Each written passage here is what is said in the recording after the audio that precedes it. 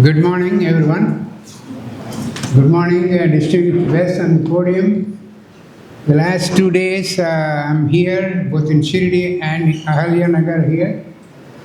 And the hospitality they have shown, your group has shown, is so incredible. I don't have any words to describe. I'm so happy.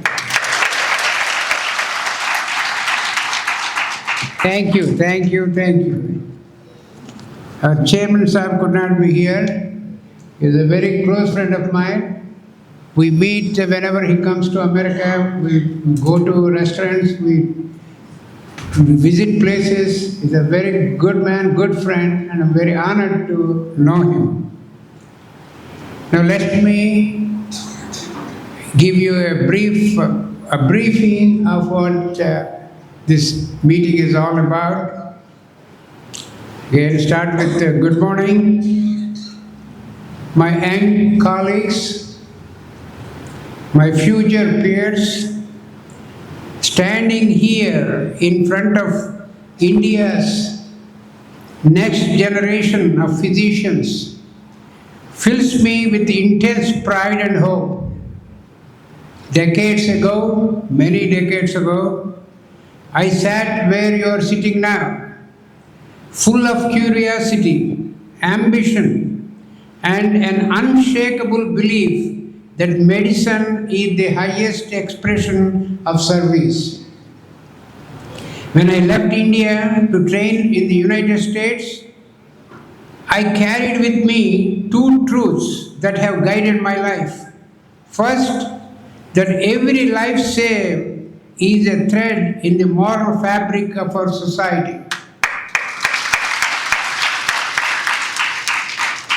Second, that science, however advanced, is only meaningful when it serves the human being in front of you.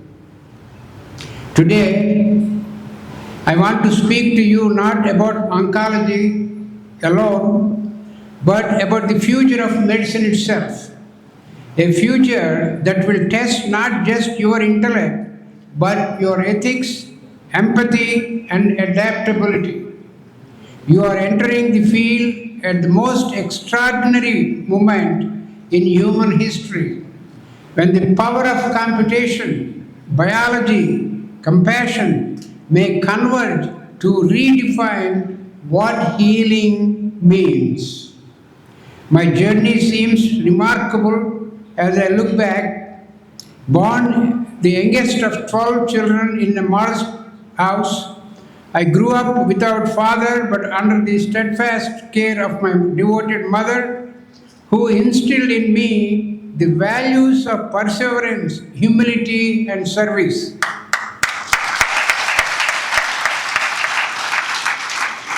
My elder brothers and sisters became my mentors, each contributing a lesson in resilience that would carry me through the long nights of medical school and even longer nights of post-graduation. Against all odds, I decided to take a gamble, to bet on myself and cross the continents to train at the world-renowned prestigious Memorial Sloan Kettering Cancer Center in New York. There, I not only mastered the science of oncology, but built a life, a family, and a community dedicated to healing. Yet, even as I reached the pinnacle of my profession, my heart remained rooted in India.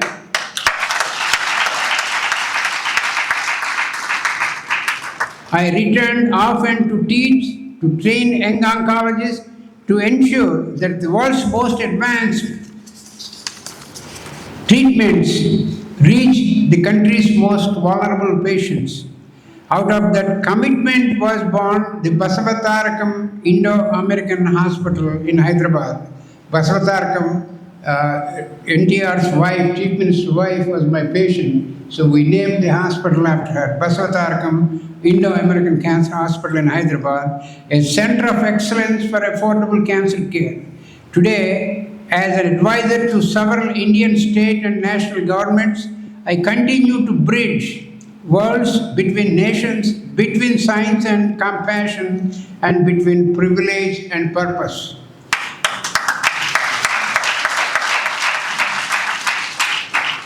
The new landscape of medicine.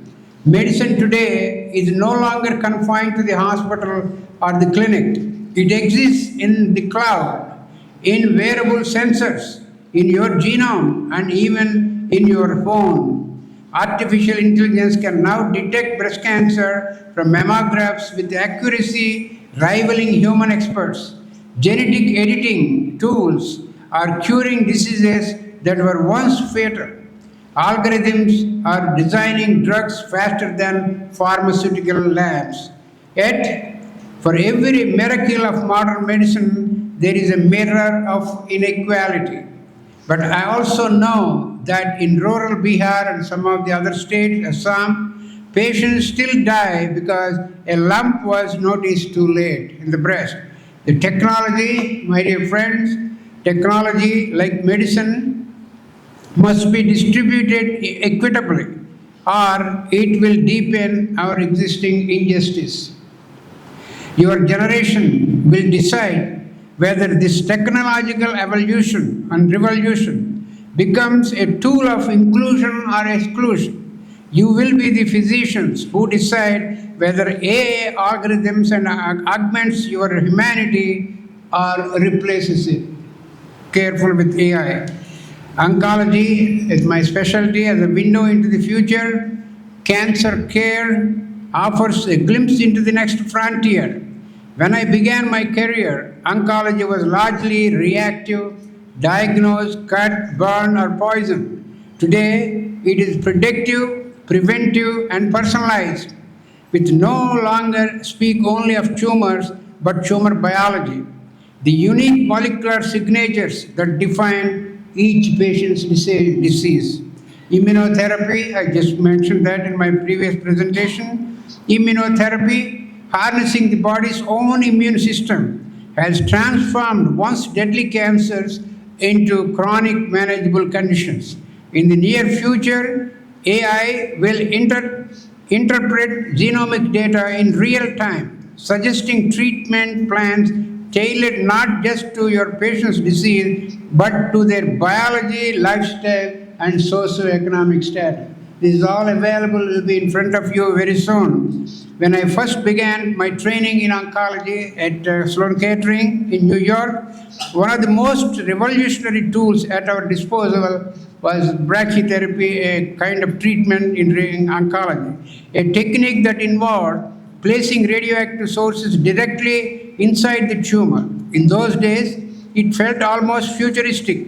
The idea that we could deliver radiation so precisely where it is needed, sparing healthy tissue, was both elegant and audacious.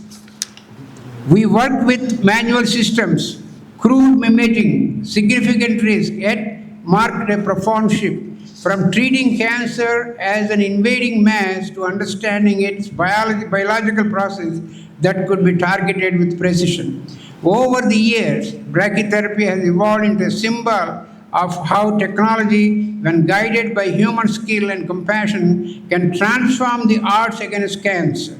It taught me that innovation in medicine is not about replacing physicians' judgment, but about expanding it, giving us new ways to heal without losing sight of person behind containing the tumor. This same spirit would guide how we approach every emerging technology today, from genomics to artificial intelligence, not as replacing units for care, but as instruments of it. And yet, amid its brilliance, one truth endures. The patient still looks to you for reassurance, empathy, and meaning. The future of medicine may be data-driven, but healing always will be human-driven.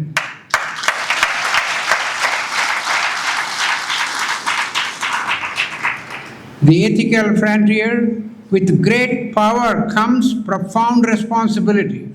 How do we safeguard patient privacy when our medical data fuels research algorithms How do we ensure informed consent when our patients cannot comprehend the complexity of gene editing? How do we preserve empathy in a world of remote consultation and robotic surgeries? That's a challenge for us. As physicians, you will face these dilemmas not in theory but in practice. Ethics will no longer be an abstract course in your first year. It will be daily exercise. My advice, let empathy be your compass. Ask not what can we do with this technology, but rather what should we do. India, with its diversity, constraints, and moral clarity, is uniquely positioned to lead the world in ethical innovation, where Silicon Valley builds the machine and India must build the conscious. Silicon Valley builds the machine, but India should build the conscience of the individual. Lessons from my journey. Let me offer 3 lessons from my career in oncology that may guide yours in medicine. Never forget the patient's story. Every data set begins with a human life. Learn across disciplines.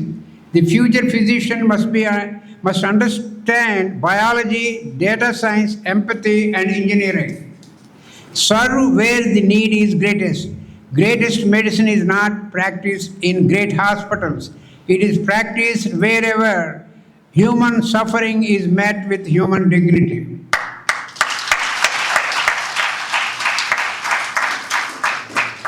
Through every triumph and every trial, my faith in Shirdi Sai Baba has been his moral compass and source of strength for me. From the earliest days of my training, when exhaustion and doubt threatened my resolve, to the quiet moments of grief after losing a patient whom I fought to make him survive, I found solace in Baba's teachings of selfless service, that is, with humility and love for all beings. That faith reminded me that medicine at its core is a spiritual act, a form of seva, service to humanity. When I faced setbacks or the loneliness of working far from home, it was Baba's message, hands that serve are holier than the lips that pray. That sustained with me. It shaped not only my work ethic, but my world view that every patient encounter is an opportunity to serve the divine in human form. My belief did not shield me from hardship, but it gave me the courage to endure it with grace, gratitude, and an unshakable sense of purpose. My young friends sitting here in the front, when I received the Padma Shri award, I felt not pride but gratitude to the patients who trusted me, to the nurses who corrected me, to the teachers who disciplined me.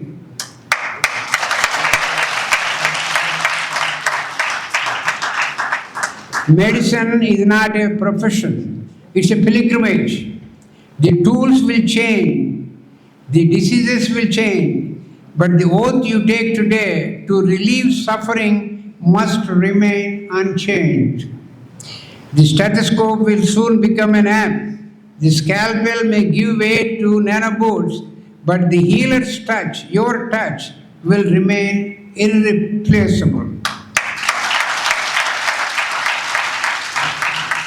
So, as you embark on this lifelong journey, remember, the future of medicine will not be decided in the laboratories of Boston or Bangalore, but in the hearts of those who choose compassion over conscience, convenience, and humanity over pride. So, as you embark on this lifelong journey, remember the future of medicine will not be decided in the laboratories of Boston or Bangalore, but in the hearts of those who choose compassion or convenience and humanity or pride. I read it twice because it's so important. And I want to thank the organizers the group here, distinguished group, and board of trustees, chairman sir, and all the leadership here, may make my suggestion, my message to you, students.